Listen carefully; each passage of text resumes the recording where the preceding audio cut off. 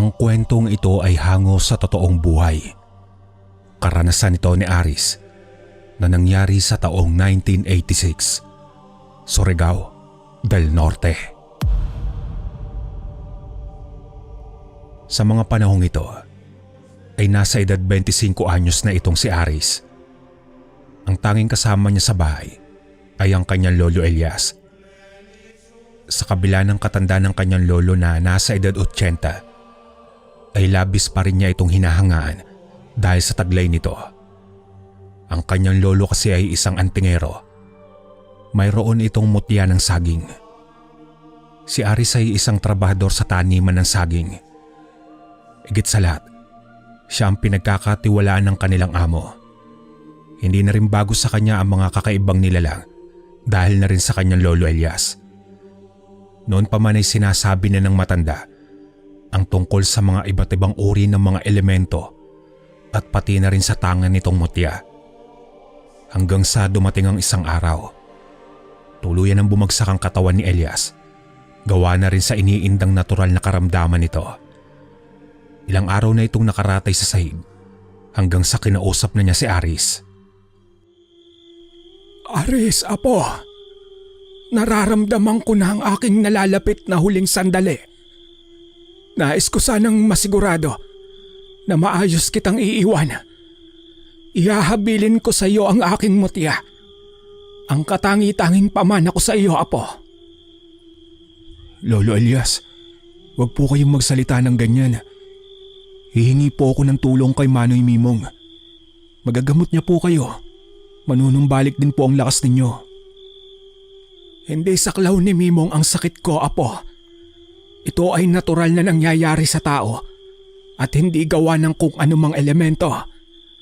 Alam naman natin na may katapusan ng lahat. Tanggapin mo ang mutya ng saging at isipin mo lagi ang kapakanan ng nakararami. Bilang bagong antingero, iiwan ko na sa iyo ang lahat ng aking kaalaman. Ikaw na ang bahala, apo. Hindi po ba nagagawa ng mutya na pagalingin kayo, Lo? Baka naman may dasal o ibang paraan. Nakakatuwa ka talaga, apo. Matanda na rin ako. At isa pa, masaya ang pananatili ko sa mundong ito. Ikaw na ngayon ang magtatangan ng isa sa mga biyaya ng kalikasan. Pakaingatan mo ito, apo. Alam ko na magagampanan mo ng maayos ang pagiging antingero. Kasama sa iniabot ni Elias ay ang libreta. Wala na rin siyang nagawa kundi hintayin na mamaalam ang kanyang lolo. Pagsapit ng madaling araw, ay tuluyan ang nagpahinga ang matanda. Sa tulong ng mga kapitbahay, ay nabigyan ng maayos at disenteng burol si Elias. Makalipas naman ang 3 araw, ay inilibing na ang matanda. At dito na nag-umpisa ang mga kakaibang karanasan ni Aris. Sa gabi ng mismong araw ng pagkalibing, ay nakarinig siya ng mga kakaibang huni. Hindi niya mawari kung anong hayop ang nasa paligid. Kahit may kamalayan na siya sa mga nilalang ng dilim, ay hindi pa siya nakakakita nito. Kinuha niya ang gasera at lumabas ng bahay. Bumaba pa siya sa bakod hanggang sa palibot ng bahay upang ilawan at tignan kung anong nilalang ang humuhuni ng kakaiba. Pinaghalong ibon at baboy ang tunog. Basta hindi niya mailarawan. Sa mga sandaling iyon, uminit din ang kanyang mutya na nakasabit sa leg bilang kwintas. Alam na niya na hindi ordinaryong nilalang ang nasa paligid. Pero hindi siya natakot. Bagkus umusad pa siya sa kakahuyan. Ngunit wala pa rin siyang nakita.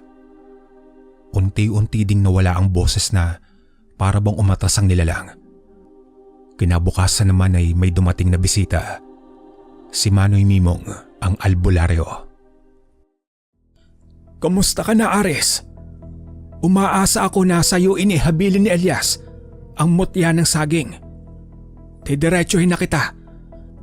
Marahil hindi mo pa alam kung papaano gagamitin ang pakiramdam. Pero may babala ko. May isang nilalang na babangon mula sa lupa. Wala itong ibang hangad kundi ang maghiganti. Nilalang, ano po ito, Manoy Mimong? Sa katunayan po niyan, kagabi po may narinig akong kakaibang huni ng hayop. Sa palagay ko, ay iba ang nasa aking pangitain, Aris. Ito ay elemento ng lupa. Hindi naman siguro lingid sa kaalaman mo ang pagputol ng mga puno sa tabi lang mismo ng taniman ng saging. Sa hinuha ko kasi, ito ang dahilan kung bakit magigising ang elemento sa kanyang pagpapahinga. Nasaan na po ang sinasabi ninyong elemento? Hindi ko pa masasabi kung nasaan. Yun lamang ay batay sa aking mga pangitain. Bilang antingero, tungkulin mong proteksyonan ang baryong ito laban sa paghihiganti ng elemento. Ang mga salitang iyon ay nagdulot sa kanya ng pag-iisip. Kakatanggap pa lang niya ng mutya, pero mukhang masusubok agad siya.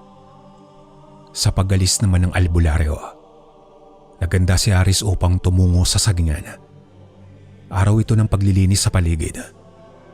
Sa kalagitnaan ng kanyang gawain, ay nakarinig siya ng mga sasakyang paparating. Naglalakihan ito ng dumaan sa taniman. Ito ang kakargahan ng mga punong pinutol ng isang negosyante ng troso. Habang papalayo ang dalawang sasakyan, ay nakita niya ang bahaging wala ng kapuno-puno.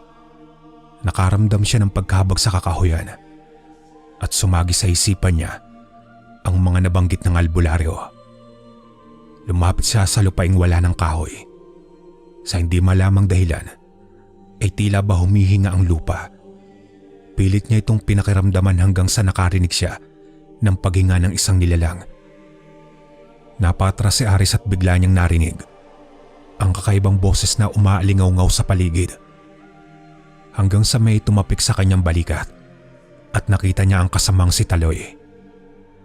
Tinanong siya nito kung ano ang ginagawa sa bahaging yon. Umiling naman si Aris at nagyayang bumalik na sa taniman. Habang nagpapatuloy sila sa paglilinis ng mga damo, ay hindi niya maiwasang mapalingon sa may kakahuyan. Alam niya na may nilalang doon, subalit hindi naman niya matiyak kung kakampi ba iyon o kalaban. Paring Aris, kanina pa kita napapansin. Bakit ang tahimik mo at palagi kang nakatanaw doon sa may kakahuyan? Balak mo na bang lumipat ng trabaho? Balita ko kasi, malaki ang pasahod sa mga nagtotroso. Wala akong balak na lumipat, Taloy. Masaya ako sa trabaho natin dito sa sagingan. Nakakaawa lang kasing tignan. Di ba noong napakayabong pa ng mga puno? Pero ngayon, mukhang uubusin pa yata nila. Oo nga eh. Naalala ko pa noon. Diyan tayo laging nangunguha ng gagamba. Pero syempre, negosyo yun eh. Tsaka kagustuhan niya na may-ari ng lupa. Si Don Felipe. Matagal na niyang ibinenta yan sa isang negosyante.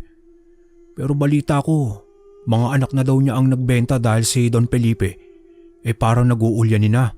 Pabigat na daw sa pamilya. Ganun ba? Kawawa naman yung matanda. Mabait pa naman yun. Alam mo ba kung sino ang nakabili sa lupain? Ang alam ko lang, taga-Agusan daw yung nakabili. Nagmamay-ari ng malaking pagawaan ng mga muebles. Matapos ang pag-uusap nilang dalawa ni Taloy, pagka-uwi ni Aris ng bahay habang naghahanda siya ng hapunan, ay biglang narinig niya ang boses ng kanyang lolo. Napatigil siya at tumulo ang luha. Pero hindi siya nagpatalo sa lungkot. Kailangan niyang tanggapin sa sarili na mag-isa na lamang siya sa buhay. At nang nagpaningas na siya ng apoy, ay naalala niyang muli ang kakahuyan na kalbo na. Nais niyang pakiusapan ng may-ari ng lupain. Pero pakikinggan ba siya nito? Siyempre ang alam niya hindi. Pero inaalala rin niya ang mga sinabi ng albularyo.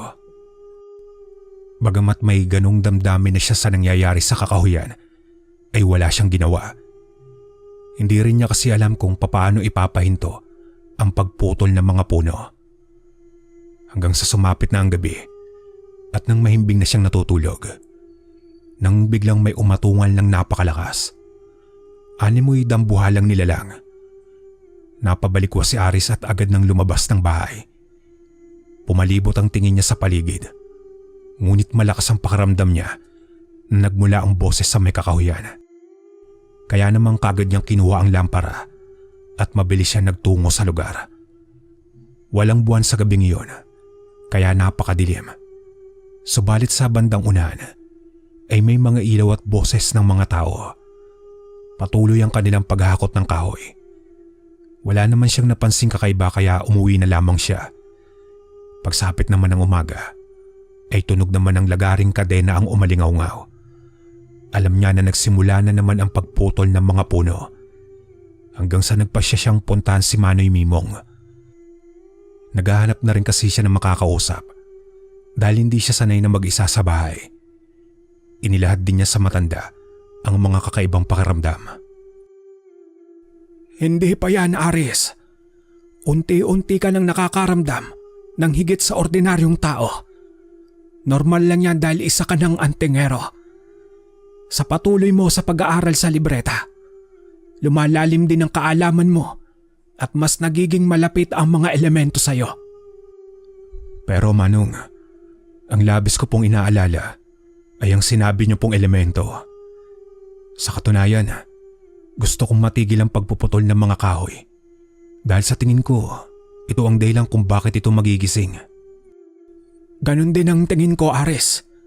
Pero hindi pa tayo nakakasiguro. Posibleng masamang elemento iyon. Ngunit kahit pa mabuting elemento kung ang pagkasira ng kalikasan ng dahilan ng kanyang galit, ay wala na tayong magagawa. Maliban na lang kung maunahan natin siyang kumilos. Kausapin po kaya natin ang may-ari ng lupa. Sa tingin mo ba ay pakikinggan niya tayo? O baka pagtawanan pa? Pero walang masama kung susubukan natin. Pagkatapos ng gawain ni Aris sa may sagingan, ay naglakas loob siyang nagtungo sa loob ng kakahuyan. Nagmamasid lamang siya sa paligid. Hindi naman siya sinita. Hanggang sa nakita niya ang isang lalaking maganda at maayos ang kasuotan. Sa palagay niya ay iyon na ang may-ari. Pasimple siyang lumapit dito. Nakangiti naman ang lalaki, ngunit sa bungad pa lang nito ay mapaghahalataan ang kayabangan nito.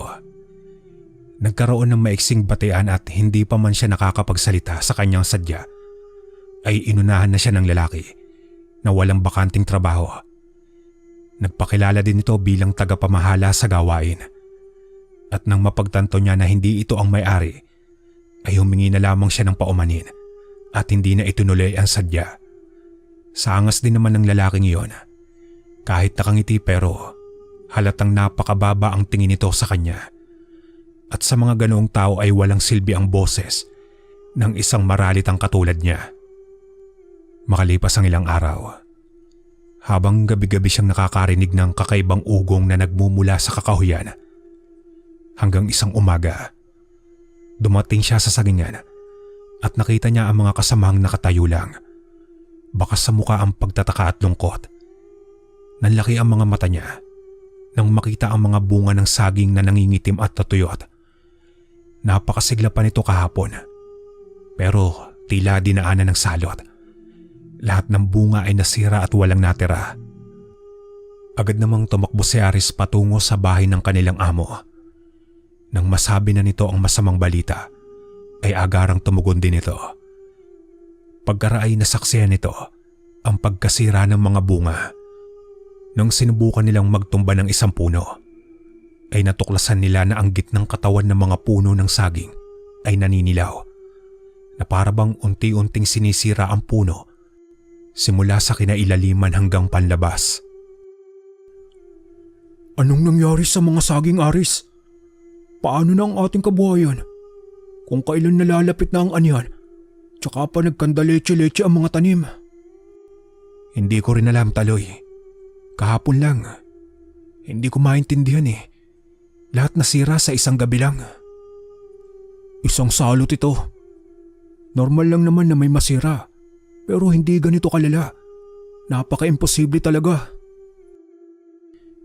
Bilang katiwala, si Aris ang inatasan ng kanilang amo na imbestigahan ang pangyayari. Hindi man niya alam ang gagawin. Wala na siyang nagawa kung hindi ang tumango at tumahimik. Pinauwi na lamang sila ng kanilang amo. Mahigit 20 din ang nawalan ng hanap buhay sa biglaang pangyayari. Sa halip na umuwi ay nagtungo siya sa bahay ng albularyo at doon niya isinangguni ang lahat. Hindi naman agad tumugon si Mimong. Bagkus nagpalakad-lakad ito at nag-isip ng malalim. Labis din ito nagtaka kung bakit inatake ng salot ang sagingan. Nakaupo naman sa silyang kahoy si Aris habang ang kanyang dalawang kamay ay nakahawak sa kanyang ulo. May bahid siyang pagsisisi kung bakit hindi agad umaksyon kahit ilang gabi na niyang naririnig ang kakaibang ugong. Malakas kasi ang pakaramdam niya na may kinalaman ng ugong na iyon sa nangyari sa kanilang taniman. Makalipas naman ang ilang minuto ay nagkasundo sila na magtutulungan sa pag-iimbestiga at kinagabihan mismo sa araw na iyon ay tinungo nila ang kakahuyan kung saan ay may mga iilang tauhan at isang malaking truck. Nagmasid lamang sila mula sa di kalayuan. Wala namang kakaiba hanggang sa lumipas ang ilang oras ay doon na nila narinig ang kakaibang ugong. Nang hawakan ni Mimong ang lupa, animoy humihinga ito. Laking gulat pa ng matanda dahil pahiwatig iyon na may nilalang na nagising. Humanda ka, Aris. Anumang oras ay posibleng makita natin ang nilalang. Kalabang kaya siya o kakampi kaya Manoy Mimong? Sa palagay ko ay hindi natin ito kakampi, Aris. Ang elementong bumangon dahil nais magiganti ay wawasakin nito ang lahat ng humaharang sa kanya. At sa palagay ko, ang nangyari sa sagingan ay isang babala. Pero bakit po kaya ang sagingan? Maayos naman ang paggawa namin doon. Lahat ng nasa lupa ay nasasakop ng elemento. Marahil nakita niya ang sagingan, ang pinakapinangangalagaan sa lugar na ito. Kaya siguro niya ito napili upang agad makakuha ng pansin. Ibig sabihin, hindi lang po ang sagingan ang masisira. Baka pati ang lahat ng pananim sa lugar na ito. Yun ay kung ang mismong pananim lang talaga ang masisira. Paano kung pati ang buhay ng tao ay madadamay? Kaya kailangan nating malaman kung ano ang nilalang na ito, Aris. Ang magagawa lang natin sa ngayon ay hintayin na tuluyang aahon sa lupa ang nilalang na ito. Pero bakit pa po natin hihintayin, Manoy Mimong? Tayo na mismo ang magpalabas sa kanya at kausapin natin at alamin ang tunay na dahilan ng kanyang pagbangon. Mas malaking problema iyan. Baka isipin pa ng nilalang ay hinahamon natin siya. Nang gabing iyon ay umalis din sila matapos ang ugong at kinabukasan, ilan sa mga kapitbahay ay sabay-sabay na nagkasakit. Hindi bababa sa 10 ang nakapila sa labas ng bahay ni Manong Mimoy para magpagamot. Dumating naman si Aris sa bahay ng albularyo at nasaksiyan niya ang paghihirap ng mga biktima. Nang humupa na ang sitwasyon at nakauwi na ang lahat, ay halos maubos na ang lakas ni Mimong. Inabot na siya ng 2:00 ng hapon sa panggagamot at dito niya na nakumpirma na isang elementong lupa nga ang gumagambala sa baryo. Ang nagawa lamang niya ay bigyan ng pansamantalang lunas ang mga nagkasakit. Inilahad din ng matanda sa kanya na ang elementong ito ay tinatawag na anduduno. Ang anduduno ay isang uri ng engkanto na kilala sa ilang probinsya lalo na sa Kabisayaan at Mindanao. Isang maliit na nilalang nakahawig ng duwende, ngunit mas malaki na parang isang bata. Inilalarawan din ito na hindi kaaya-aya ang itsura o kakaibang anyo. Mahilig manloko o manggulo ng tao. Pero hindi laging masama. Nakikita ito sa mga kabundukan, gubat at liblib na lugar. Mahilig magtago ng gamit, magligaw ng tao o gumawa ng kalokohan. Kapag naman nagalit, pwedeng magdala ng kamalasan o sakit. At kapag nare-respeto, maaaring magbigay ng swerte o babala sa masasamang mangyari. Unang beses niyang narinig ang elementong ito, bukod sa sinabi ni Mimong, ay wala na siyang ideya pa sa anduduno. Dagdag pa ng albularyo.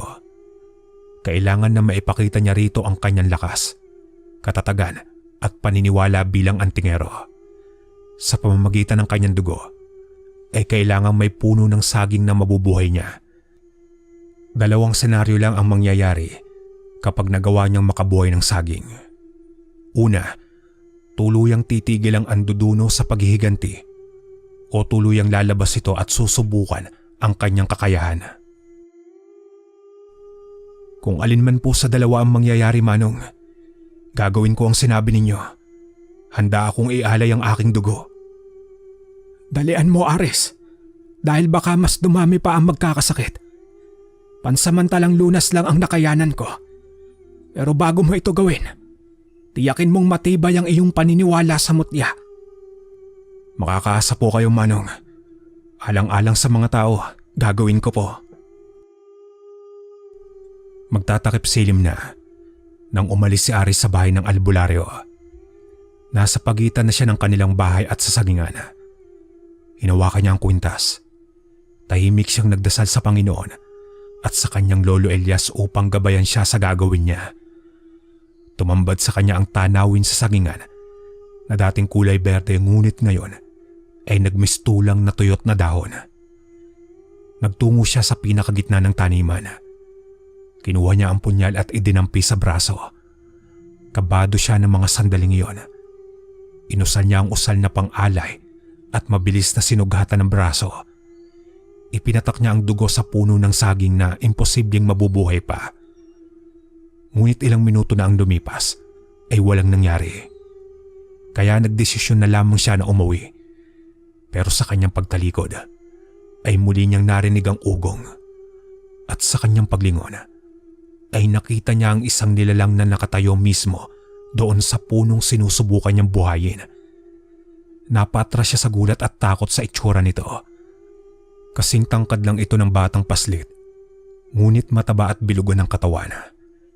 Nakakalbo na rin ang buhok nito na kulay puti at puro kulubot ang balat. Seryoso itong nakatingin kay Aris na ang mga mata ay naninilaw.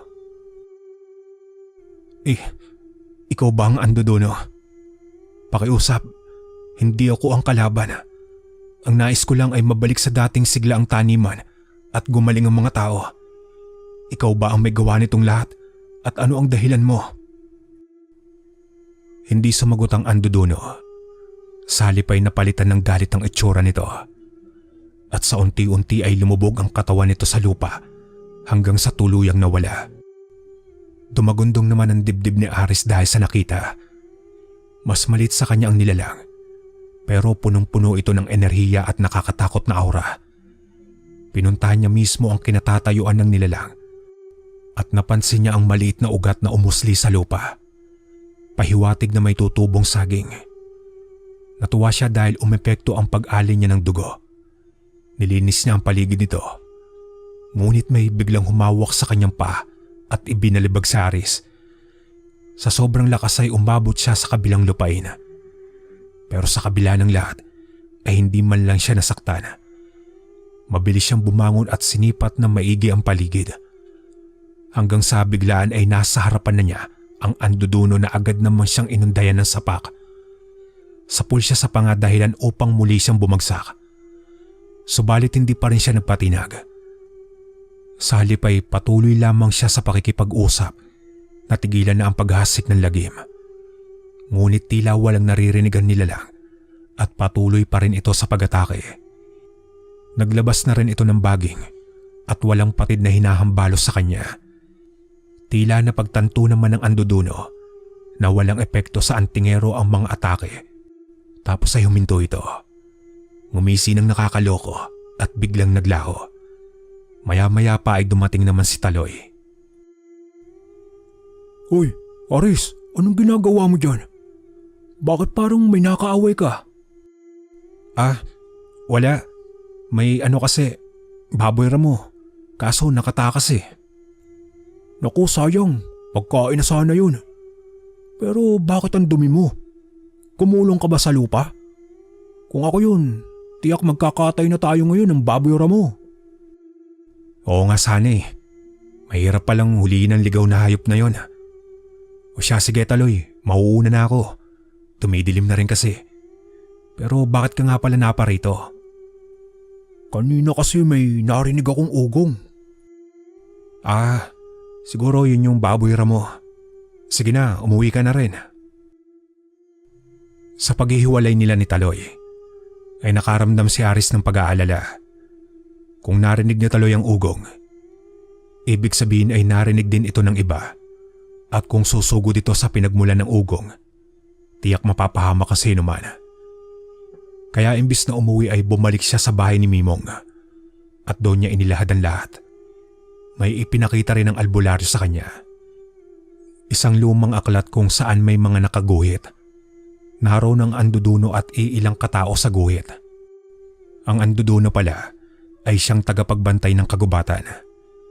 Maraming dekada na ang nakalipas nang magkaroon ng kasunduan ng elemento sa mga taong may alam sa lihim na karunungan. Subalit ang kasunduang iyon ay hindi na panatili ng mga tao. Sinira ang kagubatan at pinagpuputol ang mga puno. At sa panahong mangyari iyon ay babangon ng bantay ng kagubatan. At ito na nga ang nangyayari. Ngunit bakit siya inaatake ng nilalang? Ang kasagutan naman ng albularyo ay sa kadahilan ng nasa emosyon ng paghihiganti ang nilalang. At tama ang kanyang ginawa dahil hindi ito lumaban. Subalit hindi pa rin dapat magpakampante dahil posibleng gumawa pa rin ang kasama ng anduduno.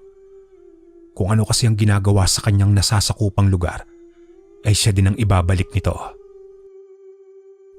Sabi mo nga, ay may tumubong ugat sa ipinatak mong dugo. Nagpapahiwatig lang iyon na may katapat na ang anduduno. Maaring sinusubukan niya, Aris. Mapaglaro din kasi ang nilalang na yon.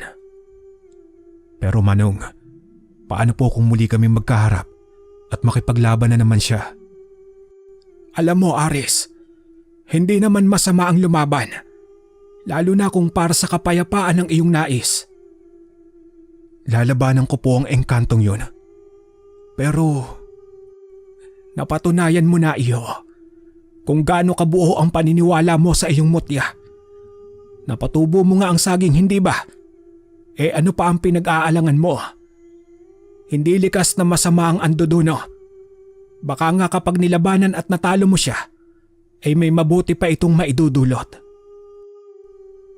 Nang gabing iyon ay wala nang ugong na naririnig si Aris. Pinagandaan na niya ang posibleng pag-atake ng nilalang, ngunit wala talaga. Kinabukasan ay patakbong dumating si Taloy. Agad nitong ibinalita na may mga mumunting saging ang tumubo sa taniman. Laking tuwa naman ni Aris sa kanyang nasaksiyan, kung saan agad din niya itong sinabi sa kanilang amo. Hindi siya makapaniwala na ang dugo niya ang muling nagpabuhay sa taniman. Nagtataka man ang kanilang amo, pero inisip na lamang nito na isa iyong malaking himala. Bagamat may magandang nangyari, hindi pa rin tuluyang panatag si Aris dahil may banta pa ng anduduno. Samantalang ang pagputol ng mga kahoy ay nagpatuloy pa rin. Pagsapit naman ng hapon ay hindi na talaga siya nakatiis. Buo na ang kanyang desisyon na pahintuin ang mga nagpuputol ng puno dahil mga inosenteng tao ang napagbabalingan ng engkantong anduduno. Mag-isang pinuntahan ni Aris ang mismong tagapamahala, pero pinagtawanan lamang siya at itinulak pa. At sa kanyang paninindigan ay isang sapakan na tanggap niya mula sa isang tauhan. Pero napailing lang si Aris na para bang tinapik lang ang kanyang panga. Nainsulto naman ng lalaki sa reaksyon ni Aris, kaya agad siyang inundayan pa ng maraming sapak. At nang pinagtulungan na siya ng lahat, ay dito na siya lumaban. Sa isang sapak niya ay agad tumilapon ng isang lalaki. Partida, hindi sanay sa labanan si Aris, pero lahat ng kakayahan ng kanyang lolo ay nailipat sa kanya nang walang kahirap-hirap. Nanlaki ang mga mata ng katiwala nang makita nito na pinagbagsak ni Aris ang mga tauhan. At sa huli ay nag-iwan siya ng babala na kung hindi ititigil ang pagsira sa kagubatan ay hindi nila magugustuhan ng kapalit. Samantala kinagabihan ay nagpapiging ang kanilang amo bilang pasasalamat. Grabe, Paano kaya nangyari ang muling pagtubo ng mga saging, Aris? Malakas talaga ang pakiramdam ko na may kababalagang nangyayari sa baryo natin. Ano naman kayang kababalagan yon, Taloy? Kasi di ba, paano naman maipapaliwanag ang mga nangyari? Teka sandali, baka naman may kinalaman ka dito, Aris. Di ba nung nakaraan? Hindi. Baboy mo nga, hindi mo mahuli-huli eh. Ewan ko sa'yo, Taloy. Kung ano-ano na yung iniisip mo. Ang mahalaga may umusbong na pag-asa para sa ating mga trabahador. Masaya silang umuwi bitbitang pag-asang muling makakabangon. Gayunpaman ay iba na ang kanyang naiisip dahil hindi na nagpaparamdam ang anduduno. Habang inaayos na niya ang higaan, ay muli niyang narinig ang ugong.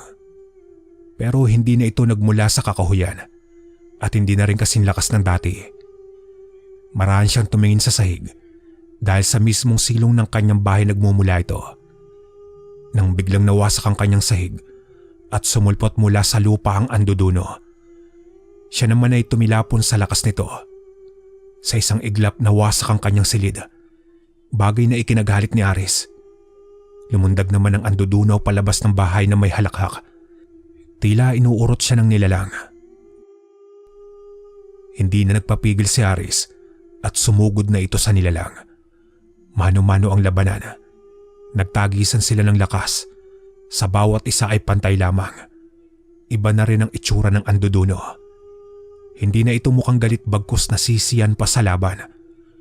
Walang nagpatalo sa kanila at habang naglalaban ay uminit ang kanyang mutya na tila ginaganahan din. Hanggang sa lumipas pa ang ilang minuto at bumukas sa paligid ang kanilang labanan. Nahawi ang mga damo at may mga sangang naglalaglagan. Ito ang pinakaunang laban ni Aris. Pero tila hindi kalaban ang kanyang nakaharap kundi isang kakampi. Nagingitian sila sa isa't isa hanggang sa muling umarangkada si Aris at nagbitiw na ng napakalakas na suntok. Nang biglang naglabas ng enerhiyang hangin ang anduduno bilang harang, subalit hindi iyon nagpatigil kay Aris. Tumagos ang kanyang kamao at sapul sa pagmumukha ang engkanto. Nagulat siya nang biglang nagsalita ang nilalang. Salit nito ay napakalalim ng boses, tunog ng malaking tao. Sandali. Tama na, Aris, panalo ka na. Nakakapagsalita ka pala? Anong akala mo sa akin, Pipe? Alam mo, bata, natuwa ako sa ating laban. Malakas ka nga dahil nasira mo ang pinakamalakas kong pananggalang. Bukod sa iyong lakas, ay nakita ko sa iyo na ikaw ay mabuting tao. Pero sadyang may mga taong walang respeto sa kalikasan. Hindi naman masama na kumuha ng likas na yaman dahil para naman talaga ito sa lahat ng may buhay. Ngunit kalabisan na ang kanilang ginawa. Nalulungkot ako dahil maraming elemento ang nawalan ng tahanan. Ibang elemento? Ibig sabihin hindi lang ikaw ang naninirahan sa kagubatan? Oo, Aris. Ang mga elementong iyon ay walang kakayahang lumaban sa mga tao. Sila ay mabubuting uri ngunit may karapatan pa ding mabuhay. Kaya ako lumabas upang bigyan ng leksyon ng mga tao. Pero bakit mo idinamay ang mga inosente? May mga taong nagkasakit. Kapag ang kalikasan ang gumanti, walang pinipili. Pero dahil sa'yo nagbago ang aking pasya. Labis mo din akong pinahanga sa pagbuhay mo sa taniman. Nagbago? Ibig sabihin, hindi ka na maghihiganti? Oo. Ngunit may kapalit ang aking pananahimik. Ibalik mo ang mutya sa kanyang kinalalagyan upang magkaroon ng sandigan ang mga elementong nawalan ng tahanan at para na din sa tuloy-tuloy na biyayang ibibigay ng lupa sa inyo. Pag-isipan mo ito, bata, para sa nakakarami. Ang mga huling salitang binanggit ng anduduno ay nagpaalala sa kanya sa habilin ng kanyang lolo. Magsasalita pa sana siya, ngunit nawala na ang anduduno.